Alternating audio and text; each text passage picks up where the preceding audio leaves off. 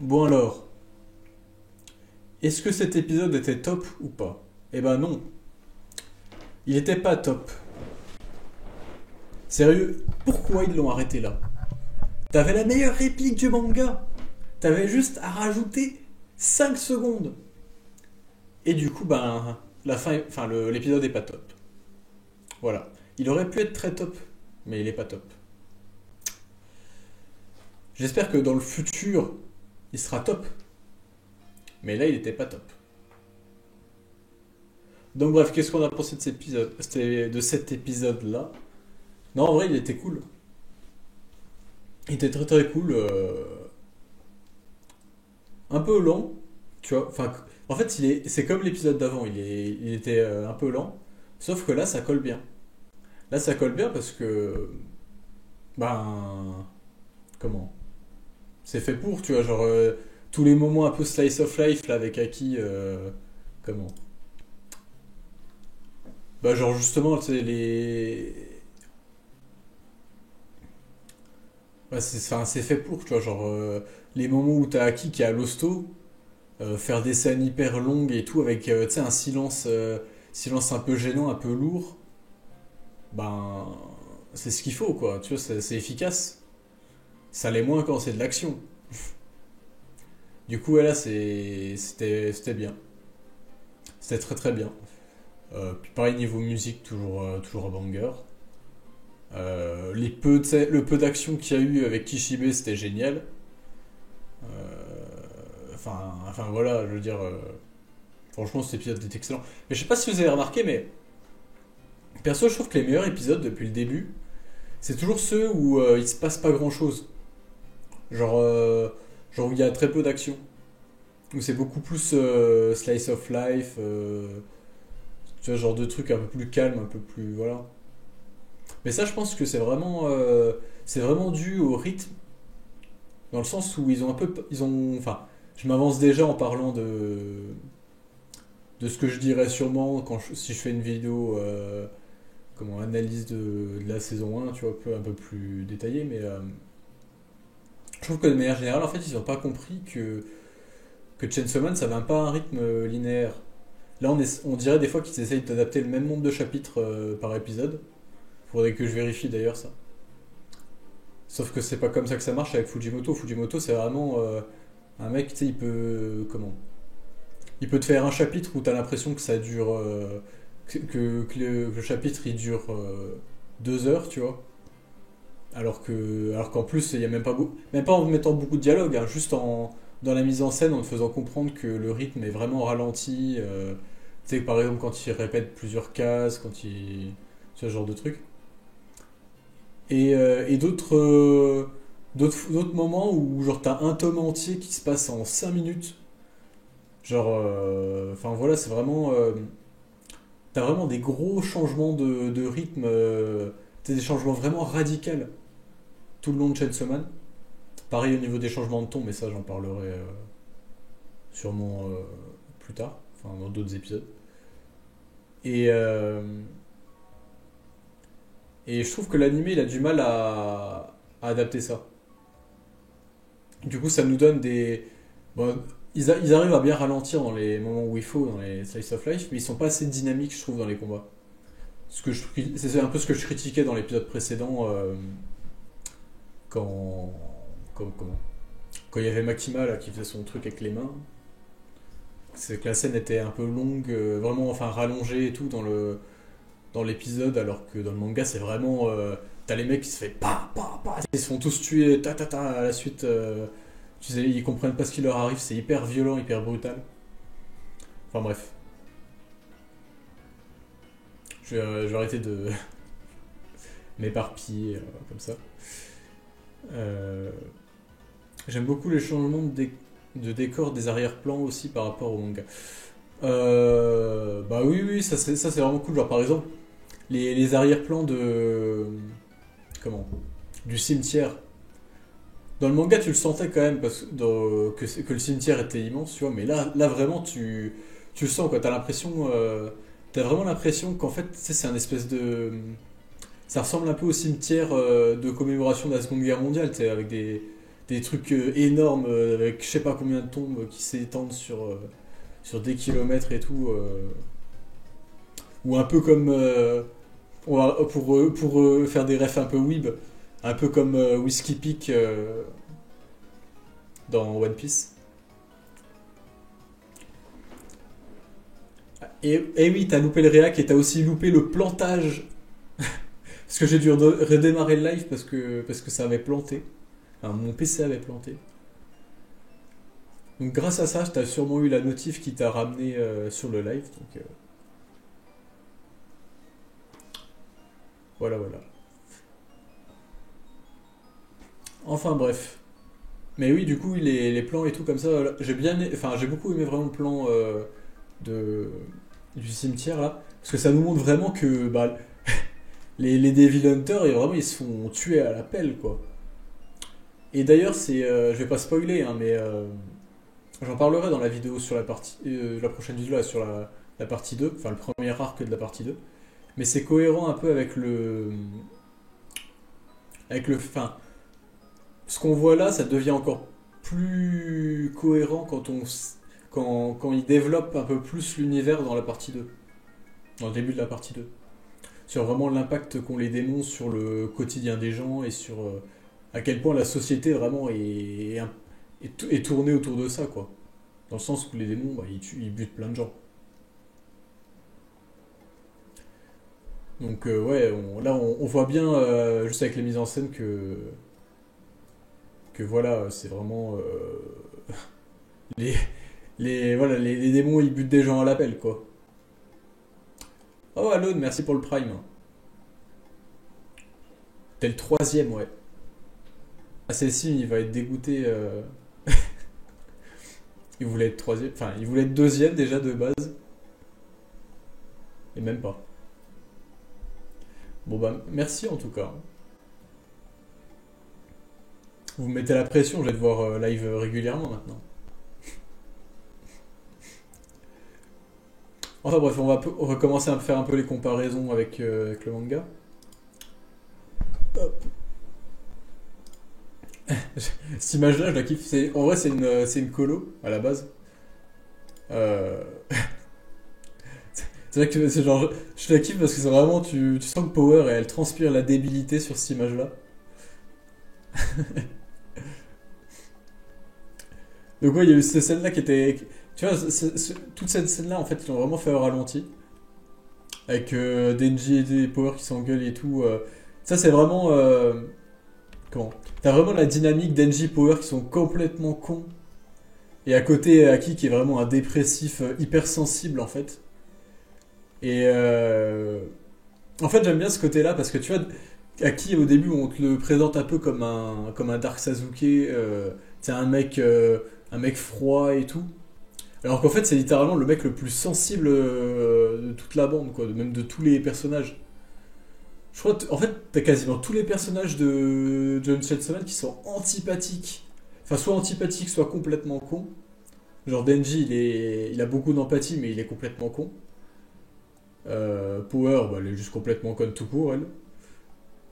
Et, et Aki, lui, c'est vraiment un mec. C'est presque le seul mec normal, un peu, tu vois. Et tu vois, on te le présente au début comme un Dark Sasuke en mode ouais, non mais moi je suis trop sombre et tout, alors qu'en fait c'est vraiment. Juste, il est hyper fragile, quoi.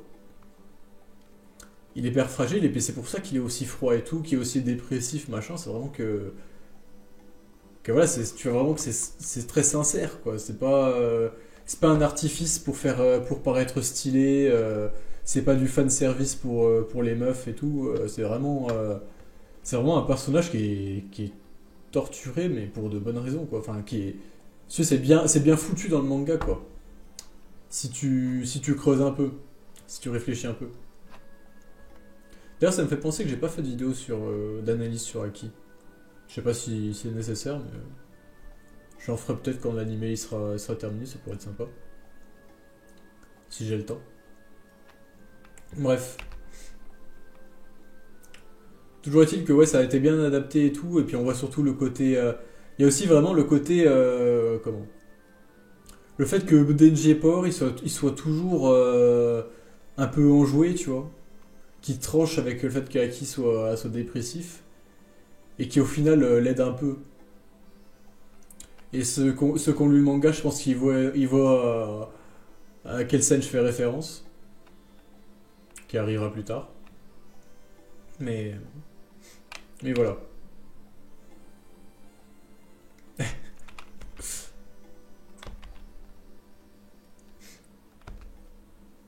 Ah oui, ça m'avait fumé. J'avais complètement oublié ça. C'est le fait que, genre, tu sais, t'as Denji et tout qui se battent pour une pomme. Et puis, genre, du coup, au moment où ça devient sérieux et tout, il y a Denji, il est là, ouais, vas-y, je t'explique, machin. Et puis Power qui bouffe la pomme. Elle en a rien à foutre. Enfin, bref. Et Denji qui lui laisse une pomme en mode, vas-y, je suis trop gentil. Je te vole que 4 des 5 pommes qu'on t'a offert. Pareil, la transition avec la. Comment? Comme j'avais dit, c'est de la transition qui transitionne, quoi. Quand, quand il fait le briquet et tout. Tu sais, ça fait un peu penser à la scène dans One Piece avec Sanji, là, qui essaye d'allumer sa clope sous la pluie, mais qui arrive pas. Sauf que là, ça fait la transition avec Himeno. Enfin bref, c'était très très cool.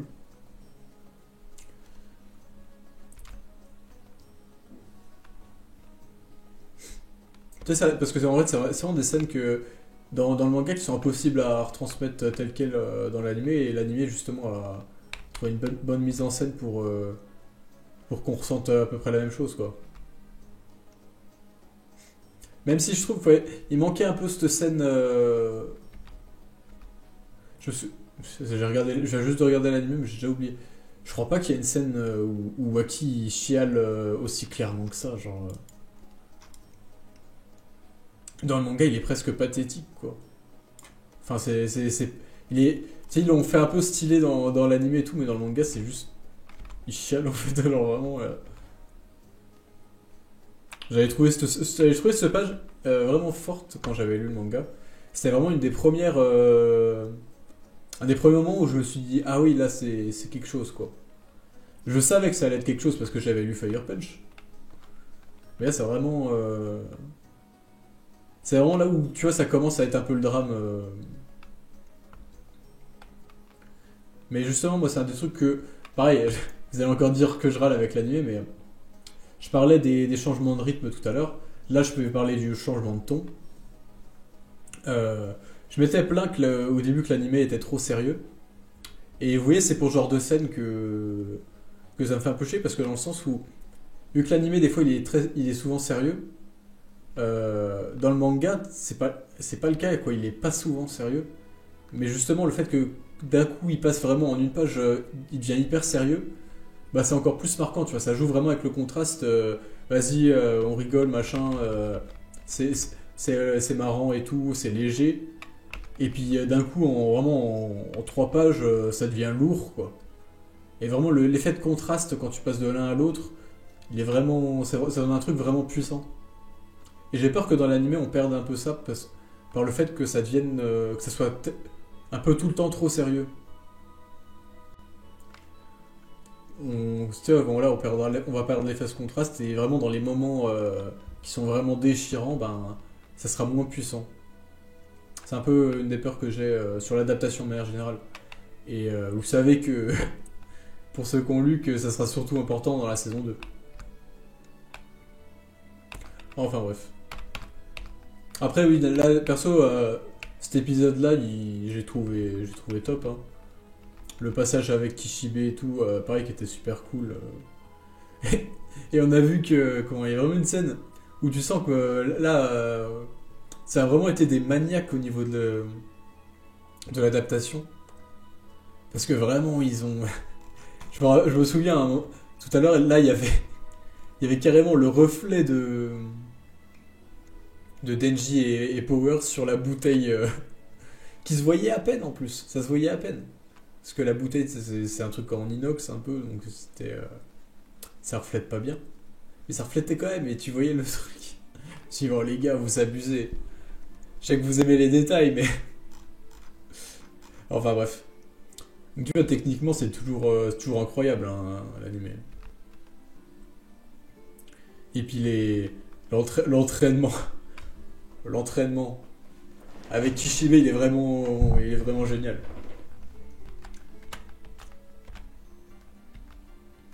Ah oui, les Pochita. Ça, c'est dommage qu'ils aient pas réussi à les incruster, je sais pas comment, dans l'animé. Parce que dans le manga, il y a des petits Pochita à chaque fin de chapitre. Enfin bref. Et donc ouais, l'entraînement est super cool. Ça, cette scène-là, dans l'animé, elle est incroyable. Dans le manga, elle est trop bien parce que tu sais, il utilise un peu une technique qui est pareil, qui se fait que en bande dessinée, c'est le fait de dédoubler un personnage dans une seule, dans une même case. Tu vois, c'est vraiment genre pour vraiment montrer qu'il est rapide, tellement rapide qu'il apparaît plusieurs fois.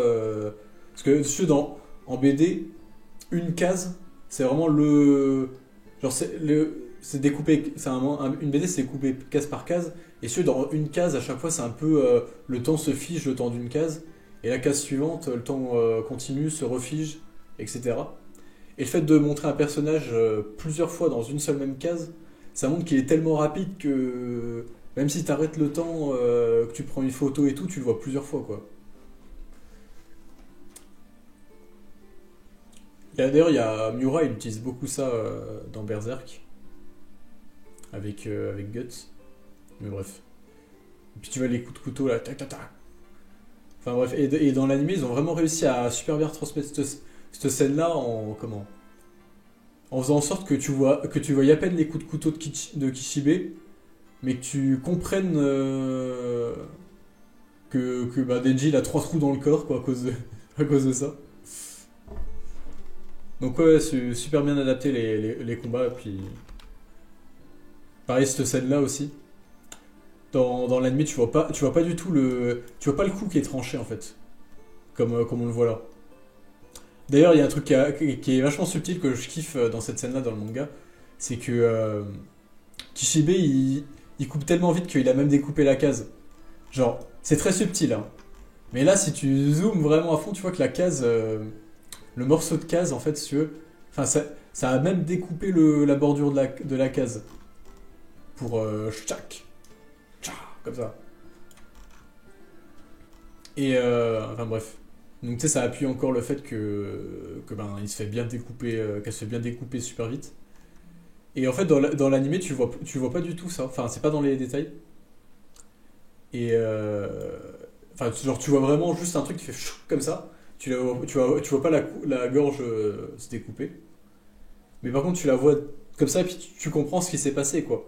Donc ça rend vraiment le truc brutal et tout, dans le sens où t'as à peine le temps de comprendre et tout.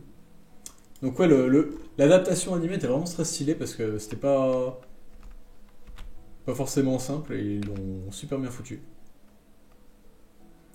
Pareil avec cette scène, dans l'animé, t'as vraiment la mare de sang qui s'étend et tout. C'est là que tu vois que c'est du sérieux quoi. Les autres persos là qui sont vraiment des fils de pute.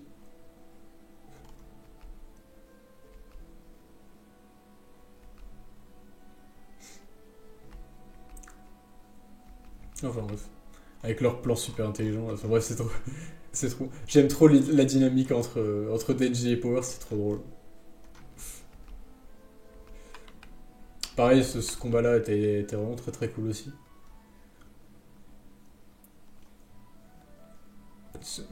Tu vois, pareil, là c'est un truc pareil, ça joue avec un peu les codes de la BD, c'est où tu vois, t'as la porte qui sert un peu de séparation entre les deux cases.